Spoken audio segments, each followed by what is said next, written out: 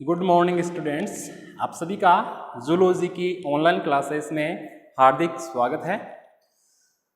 तो last class में अपन ने जो टॉपिक क्लियर किया था वो था पोल्ट्री कीपिंग यानी कुक्कुट पालन। ये जो अपने टॉपिक चल रहे थे वो थे आपके पेपर नंबर 3 अपन ने स्टार्ट किया था अप्लाइड जूलॉजी का।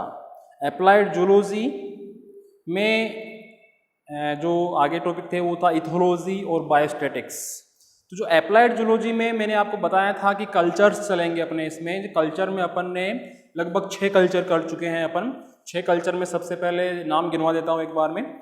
सबसे पहले अपन ने स्टार्ट किया था सेरी कल्चर, फिर उसके बाद में लाग कल्चर, फिर एपी कल्चर, फिर अपन ने किया था वर्मी कल्चर, फिर प्रॉन कल्चर और लास्ट में अपन ने पोल्ट्री कल्चर या कीपिंग। तो ये 6 कल्चर अपन ने अप्लाइड जूलॉजी में पढ़े हैं। आपकी जो यूनिट फर्स्ट है अप्लाइड जूलॉजी की, उसको 2 पार्ट में डिवाइड किया गया है। फर्स्ट पार्ट तो ये अपने कल्चर वाले थे, जो 6 कल्चर अपन ने पढ़ लिए हैं। जो इसका सेकेंड पार्ट है उसमें है इकोनॉमिक इम्पोर्टेंस के जो बैक्टीरिया है और जो हेलमिथीज एनिमल्स है, जो कोरल रीफ्स हैं, ये सभी आप बॉटनी में भी पढ़ते हो, पहले भी पढ़ चुके हो। तो कुल मिला के जो पार्ट सेकंड है इसका फर्स्ट यूनिट का, वो थ्योरेटिकल पार्ट है। जैसे मान लो कि प्रोटोजोआ है, आर्थिक महत्व की जो प्रोटोजोआ है। अब प्रोटोजोआ में कौन कौन से प्रोटोजोआ लाभदायक होते हैं, कौन कौन से हानिकारक होते हैं, ये सब के सब थ्योरेटिकल पार्ट है। ऐसे ही जो कोरल रीफ्स होती है, चट्टानें जो होती है समुद्र में मिलती है, ये कैसे बनती है, कहाँ कहाँ पे प्रेजेंट है, बनती कैसे है, इन सभी पर। जैसे ऐसे ही है हेलमिथीज एनिमल्स, आपके सेकेंड ईयर में भी था, यहाँ पर भी है कि लाभदायक कौन कौन से हेलमिथीज एनिमल्स हैं, हानिकारक कौन कौन से हैं। तो अपन जो पार्ट सेकंड है आर्थिक महत्व की जो प्रोटोजोआ है, हेलमिथीज है, कोरल रीफ्स है, इसको अपन नहीं लेंगे। क्यों नहीं लेंगे? क्योंकि जो अपना यूनिट फर्स्ट का जो अप्लाइड जूलॉजी का कल्चर वाला फर्स्ट पार्ट अपन ने किया है, उसमें से ही आपके 3 क्वेश्चन आते हैं। एक सेक्शन में 3 क्वेश्चन बनते हैं अपने। उन 3 क्वेश्चन में से 2 क्वेश्चन तो कल्चर में ही बन जाते हैं। यानी कि जो अपन ने 6 कल्चर पढ़े हैं फर्स्ट यूनिट के फर्स्ट भाग में, उसमें से 3 में से 2 क्वेश्चन तो इन कल्चर में से ही बन गए। यानी कि अपन ने 6 कल्चर पढ़े हैं, तो 6 कल्चर में से 2 कल्चर तो इन 3 बड़े वाले क्वेश्चन में ही पूछ लिए जाएंगे। यानी 3 में से 2 तो अपन को यही क्लियर हो गए, और इनमें से छोटे क्वेश्चन भी आ गए, तो उधर छोटे वाले क्वेश्चन भी 1-2 कवर हो गए अपने। तो इसीलिए मैं कह रहा हूं कि जो अपना सेकंड पार्ट है इसका, यूनिट फर्स्ट का सेकंड पार्ट, इसको अपन को करने की जरूरत नहीं पड़ेगी। अगर कोई स्टूडेंट्स बोलता है कि सर अपन हम ये पार्ट भी पढ़ेंगे, तो बिल्कुल थ्योरेटिकल पार्ट है, आप इसकी खुद तैयारी कर सकते हो। वैसे तो आप इसको छोड़ भी सकते हो। क्यों छोड़ सकते हो? क्योंकि इस फर्स्ट पार्ट में से ही अपने 2 क्वेश्चन तो आ जाएंगे ऐसे ही। तो टेंशन ही नहीं है कि मैं क्या करूँगी क्या नहीं करूँगी। अगर जो कोई स्टूडेंट्स करना भी चाहता है तो सेल्फ स्टडी कर सकता है, कोई समझने वाली बात नहीं है इसमें। बस अपन को हानिकारक चीज़ पढ़नी है, लाभदायक चीज़ कौन सी है वो पढ़नी है, और उनके एग्जाम्पल्स पढ़ना है। तो आज जो अपन स्टार्ट करेंगे, मेरी तरफ से आपकी जो यूनिट फर्स्ट है अप्लाइड जूलॉजी की, वो कंप्लीट है, जिसमें मैंने आपको 6 कल्चर करवा दिए हैं। ठीक है। अगर आपको इसी की सेकंड पार्ट में दिक्कत आए तो आप मेरे से पूछ सकते हैं, डाउट क्लास। क्लियर है? आज अपन आपके स्टार्ट करेंगे सेक्शन नंबर बी या यूनिट सेकंड। यूनिट सेकंड में जो पेपर का नाम था अपना applied zoology, ethology and biostatics. Applied zoology का पार्ट आपके यूनिट फर्स्ट में आ गया, इथोलॉजी का पार्ट आपके यूनिट सेकंड में है, जिसे बोलते हैं व्यवहारिकी।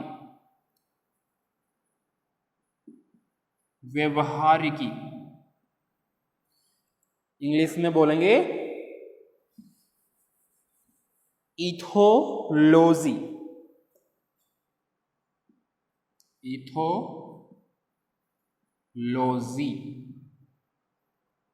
तो ये है अपना यूनिट सेकंड, पेपर नंबर 3 में यूनिट सेकंड है व्यवहारिकी, इसे बोलते हैं इथोलॉजी।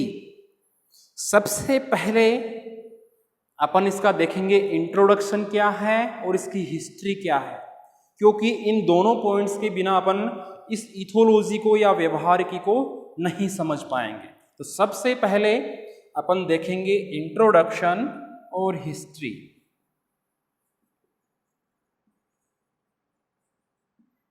Introduction and history.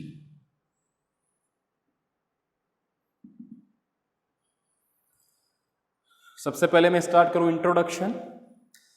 तो आपने नाम सुना होगा सर चार्ल्स डार्विन का। Sir Charles Darwin. सर्वप्रथम सर चार्ल्स डार्विन ने सन 1900 शताब्दी में, चार्ल्स डार्विन ने 19वीं शताब्दी में यह बताया था कि जो एनिमल्स हैं या जो समस्त जीव हैं उनमें रिप्रोडक्शन करने की क्षमता पाई जाती है। क्या बताया सर्वप्रथम चार्ल्स डार्विन ने कि जो एनिमल्स हैं, समस्त जो जीव हैं, उनमें प्रजनन करने की क्षमता पाई जाती है। इसीलिए वह अपनी जो आबादी है या जो पॉपुलेशन है उसको एक ज्यामितीय रूप से बढ़ाते रहते हैं, एक ज्यामितीय रूप से बढ़ाते रहते हैं। उसके बाद अपन बात करें कि ये व्यवहारिकी एथियोलॉजी है क्या। व्यवहारिकी यानी कि व्यवहार, बिहेवियर, उसे बोलेंगे व्यवहार या व्यवहारिकी कि अपना व्यवहार क्या है। जैसे मैं मान लो कि आपको पढ़ा रहा हूं तो इस टाइम मेरा बिहेवियर क्या रहेगा और आपका बिहेवियर क्या रहेगा। मेरा बिहेवियर क्या रहेगा आपके प्रति कि मैं यहाँ पे आपके सामने आकर हाथ में मार्कर लेकर बोर्ड पे आपको पढ़ाऊं, ये है मेरा बिहेवियर क्लास लेते टाइम। और आपका बिहेवियर क्या रहेगा कि आप मेरी तरफ देखकर मेरे जो द्वारा जो वर्ड बोले जा रहे हैं, लिखे जा रहे हैं, उनको समझो, सुनो और पूछो। ये उस टाइम का आपका एक रिस्पॉन्स रहेगा या बिहेवियर रहेगा। इसे अपन क्या बोलेंगे, व्यवहारिकी। तो ध्यान से सुनना, सामान्यतः है व्यवहार, व्यवहार जिसे बोलते हैं अपन बिहेवियर, बिहेवियर इससे आशय है कि जो एनिमल्स हैं उनका अपने इन्वायरमेंट, वापस रिपीट कर रहा हूं, सामान्यतः व्यवहार या बिहेवियर से आशय यह है कि कोई भी जो एनिमल है उसका अपने इन्वायरमेंट एवं अपनी ही स्पीसीज के जो अन्य मेंबर्स हैं, जैसे मान लो कि मेरी जो, मान लो मैं मेरे ऊपर लेता हूं इसकी डेफिनेशन, मान लो कि मैं मेरे ऊपर लेता हूं तो बिहेवियर से आशय है कि मैं एक एनिमल हूं, एक जीव हूं, मेरा बिहेवियर मेरे इन्वायरमेंट के प्रति क्या है एवं मेरी ही स्पीसीज के अन्य जो मेंबर्स हैं, जैसे कि आप स्टूडेंट्स हो, मैं भी ह्यूमन हूं, आप भी ह्यूमन हो, तो अपन एक ही स्पीसीज के मेंबर्स हो गए। तो वापस रिपीट कर रहा हूं, मेरे इन्वायरमेंट और मेरी ही स्पीसीज की जो अन्य मेंबर्स है, जैसा कि आप, इनके प्रति दर्शाई गई अनुक्रिया, दर्शाई गई अनुक्रिया जिसे बोलते हैं रेस्पॉन्स, रेस्पॉन्स यानी कि मैंने मेरे इन्वायरमेंट, इस इन्वायरमेंट में रह रहा हूं इसके प्रति, और मेरी ही जो स्पीसीज है उसके जो अन्य मेंबर्स या जो सदस्य हैं उनके प्रति मैंने जो अनुक्रिया दर्शाई है या जो रिस्पॉन्स दर्शाया है, उससे ही अपन क्या बोलेंगे, बिहेवियर या व्यवहार। क्लियर है। अतः अपन कह सकते हैं कि एनिमल्स के बिहेवियर के साइंटिफिक स्टडी, जो एनिमल्स है और उनका जो बिहेवियर है, उसका जो वैज्ञानिक अध्ययन है, उसे ही अपन क्या बोलेंगे? व्यवहारिकी या इथोलॉजी। या जो बिहेवियर है एनिमल्स का, उसके वैज्ञानिक अध्ययन को ही अपन क्या बोलेंगे? व्यवहारिकी या इथोलॉजी। यहां तक क्लियर है? आगे बढ़ते हैं अपन। जूलॉजी की वह शाखा, अपन जूलॉजी पढ़ रहे हैं, जूलॉजी की वह शाखा, जूलॉजी की वह शाखा जिसके अंतर्गत स्पेशल जीवों का या स्पेशल जीवों की बायोलॉजिकल स्टडी की जाए। कौन सी स्टडी? बायोलॉजिकल स्टडी या जैविक अध्ययन किया जाए।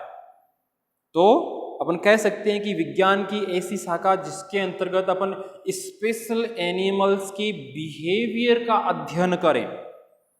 यानी कि अपन बायोलॉजिकल स्टडी तो कर ही रहे हैं। जैसे मैं मान लो कि मैं आपका एग्जांपल लूँ, मैं आपकी बायोलॉजिकल स्टडी करूँ और स्पेशली उसमें भी आपके बिहेवियर की स्टडी करूँ, आपके स्वभाव की स्टडी करूँ, तो ऐसे विज्ञान को अपन क्या बोलेंगे? व्यवहारिकी या इथोलॉजी। तो मैं आपको अलग अलग सिंपल डेफिनेशन बता रहा हूँ, कोई सी भी अगर आपको याद रहे तो वो आप याद रख लेना। क्लियर है यहाँ तक? अब अपन ये भी जानते हैं कि कोई भी एनिमल है तो उसका स्वभाव कैसा है, उसका आचरण कैसा है, उसे ही अपन क्या बोलेंगे? व्यवहार बोलेंगे। ठीक है? तो अपन कह सकते हैं कि मान लो कि कोई एनिमल है, उसकी वास परिस्थितियों के आधार पर अपन अध्ययन करें कि वो कहाँ पर रह रहा है, उसके आधार पर उसका अपन अध्ययन करें, उसका स्वभाव कैसा है, आचरण कैसा है, तो उसकी स्टडी को अपन बोलेंगे इकोलॉजी। आपने नाम सुना होगा पारिस्थितिकी।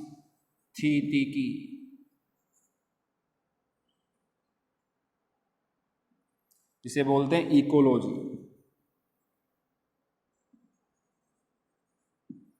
इकोलॉजी, पारिस्थितिकी।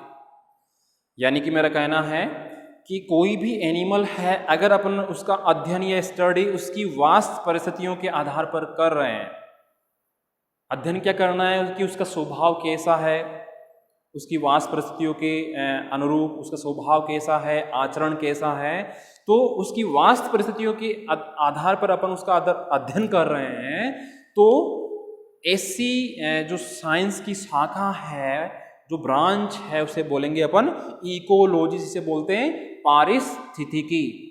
क्लियर है? अब तक मैंने जितनी भी आपको डेफिनेशन बताई है, उनमें से कोई भी एक आपको याद रख लेना, विच तो सारी सिंपल सी है। एक और एग्जांपल लेता हूं आपके सामने में। जैसे मान लो कि मैं आपके सामने अभी क्लास ले रहा हूं जूलॉजी की, और मैं आपको कहूं अभी कि आपको ये डाउट क्लास में कुछ क्वेश्चन पुटअप करना है, तो मैंने आपको एक संदेश दिया, उस संदेश को मैं साइंटिफिक लैंग्वेज में, अपनी साइंस की भाषा में क्या बोलूंगा? उद्दीपन। ये चीज क्लियर है? आपके सेकेंड ईयर में बता दी थी मैंने, उद्दीपन जिसे बोलेंगे स्टिमुलीज, स्टिमुलस या स्टिमुलीज जो भी है। मैं कह रहा हूं कि मैंने आपको ये कहा कि सैटरडे को अपनी डाउट क्लास होती है, उस डाउट क्लास में आप कोई भी आपका डाउट हो क्लास से रिलेटेड वो पूछ सकते हो। तो मैंने आपको क्या दिया? एक संकेत दिया, एक संदेश दिया, उसे अपन साइंस की लैंग्वेज में क्या बोलेंगे? उद्दीपन देना या स्टिमुलस देना। क्लियर है? तो आप, मेरे द्वारा क्या दिया गया? आपको उद्दीपन दिया। आपके द्वारा इस उद्दीपन के प्रति रिस्पॉन्स होगा, यानी कि आप मेरे द्वारा दिए गए उद्दीपन, जिसे अपन बोल रहे हैं संकेत या संदेश, के प्रति अनुक्रिया दर्शाएंगे, रेस्पॉन्स दर्शाएंगे। तो इस रेस्पॉन्स को ही अपन क्या बोलेंगे? बिहेवियर या व्यवहारिकी इथोलॉजी। क्लियर है? आपके द्वारा क्या दर्शाया गया?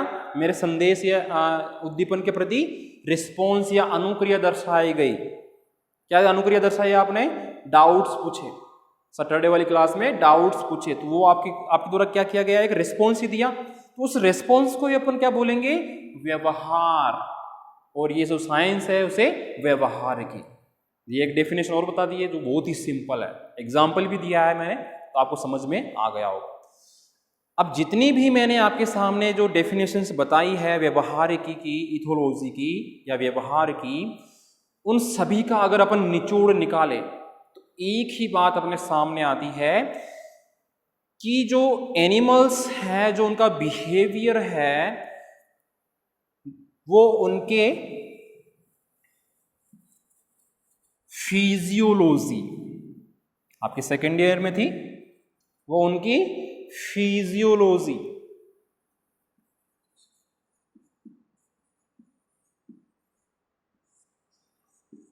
ये जो एनिमल्स का बिहेवियर है ये इनकी फिजियोलॉजी,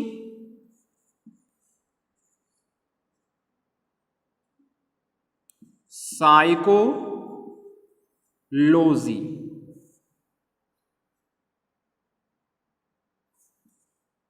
जेनेटिक्स एवं एंडोक्राइनोलॉजी।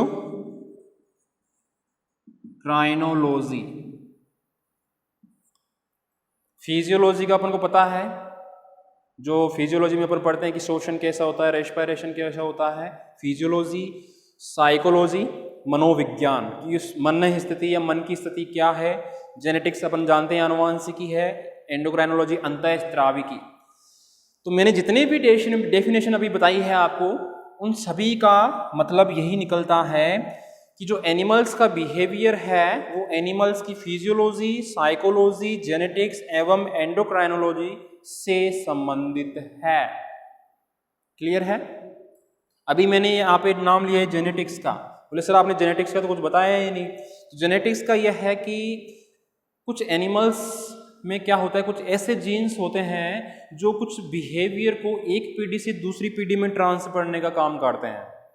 यानी कि एनिमल्स में कुछ ऐसे जीन्स होते हैं जो कुछ स्पेशल टाइप के बिहेवियर को एक पीढ़ी से दूसरी पीढ़ी में या एक पीढ़ी से अगली पीढ़ी में ट्रांसफर करने का काम करते हैं। जैसे इसका एक सबसे बेस्ट एग्जाम्पल है हनी बी। हनी बी यानी मधुमक्खी, इसका टॉपिक लिया है अपन ने। हनी बी का मैंने एग्जाम्पल इसलिए लिया है क्योंकि हनी बी में सोशल ऑर्गेनाइजेशन पाई जाती है जो उनकी एक पीढ़ी से अगली पीढ़ी में ट्रांसफर होती रहती है। हनी बी में एक स्पीसीज लिखी थी अपने 4th नंबर की, एपिस मेलिफेरा। एपिस मेलिफेरा, ये जो एपिस मेलिफेरा स्पीसीज है हनी बी की, इसमें क्या होता है कि कुछ स्पेशल बिहेवियर शो किया जाता है। और इस स्पेशल बिहेवियर की जो स्टडी सबसे पहले की थी, उन साइंटिस्ट का नाम है रोथेन बुबलर। रोथेन बुबलर, उन्होंने स्टडी की थी सन 1964। रोथेन बुबलर नामक साइंटिस्ट ने सन 1964 में हनी बी, ये जिसमें जो स्पीसीज ली थी उन्होंने एपिस मेलिफेरा में कुछ स्पेशल बिहेवियर का अध्ययन किया। और वो स्पेशल बिहेवियर था जो मधुमक्खियां जिस छत्ते में रहती है उसमें साफ सफाई का ध्यान रखना। वो साफ सफाई कौन कर रही थी? बंदे मादाएं। बंदे मादाएं कौन होती है मधुमक्खी छत्ते में? वर्कर्स। जो वर्कर्स भी होती है मधुमक्खियों की छत्ते में, उनमें एक स्पेशल टाइप का बिहेवियर का इन साइंटिस्ट ने अध्ययन किया। उन्होंने देखा कि ये जो वर्कर बीज हैं यह छत्ते की साफ सफाई रखने का काम करती है। अगर किसी रोग के कारण या किसी डिजीज के कारण मधुमक्खियों के लार्वे छत्ते के कोष्ठकों में ही मर जाए, जैसे मान लो कि ये छत्ता है, इसमें बहुत सारे कोष्ठक होते हैं अपन को पता है, इनमें ही अगर मधुमक्खी के लार्वा मर जाए, निम्फ मर जाए, तो अपन जानते हैं कि पूरे छत्ते में ये संक्रमण फैल जाएगा। तो वर्कर बीज क्या करती है, इन कोष्ठकों को जिनमें मरे हुए छोटे छोटे लार्वा है मधुमक्खियों के, इन कोष्ठकों को खोलकर इन को बाहर निकाल देती है, यानी कि जो लार्वा बने हैं उनको छत्ते से बाहर फेंक दिया जाता है। तो अपन कह सकते हैं कि इनमें साफ सफाई रखने का एक व्यवहार या बिहेवियर पाया जाता है, जो इनकी एक पीढ़ी से दूसरी पीढ़ी में ट्रांसफर होता रहता है। क्लियर है कि अपन ने एग्जाम्पल लिया था रोथेन बुबलर नामक साइंटिस्ट का, जिन्होंने हनी बी की स्पीसीज एपिस मेलिफेरा पे स्पेशल स्टडी की थी। क्यों की थी? क्योंकि उनको एक स्पेशल बिहेवियर नजर आया था। कैसा बिहेवियर था? साफ सफाई का। कौन कर रही थी? वर्कर बीज कर रही थी। तो ये था अपना आज का टॉपिक इथोलॉजी का, जिसमें अपन ने इसका इंट्रोडक्शन देखा और इसकी हिस्ट्री के बारे में बात की। मैंने आपको कम से कम 4-5 डेफिनेशन बताई है, जो कोई भी आपको सिंपल लगे वो याद रख लेना। मैंने एग्जाम्पल्स भी दिए हैं अच्छे, आपको याद रह जाएंगे। तो ये अपन ने आज स्टार्ट कर दी है आपकी यूनिट 2, जिसमें अपन ने इसका इथोलॉजी का इंट्रोडक्शन भी देखा है, इसकी हिस्ट्री भी देखी है और बहुत अच्छे इसमें एग्जाम्पल्स भी लिए हैं। नेक्स्ट क्लास में अपन लेंगे इसमें आगे का टॉपिक। धन्यवाद।